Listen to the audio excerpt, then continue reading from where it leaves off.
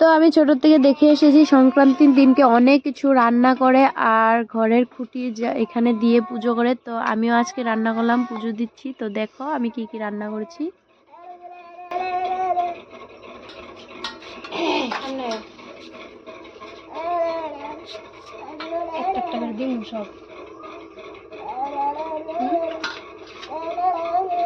এটা টক ডাল সাজনা দিয়া, পাট শাক ভাজি, তিতা করলা ভাজি, কি মিষ্টি কুমড়ো পাতা বড়া, ভেদাইলতা পাতার বড়া, মিষ্টি কুমড়ো ফুলের বড়া, তিতা করলার বড়া, ঢেঁকা শাক আর আলু দিয়ে ভাজি। আর এটা হলো কাঁচকল বড়া বেসন দিয়ে।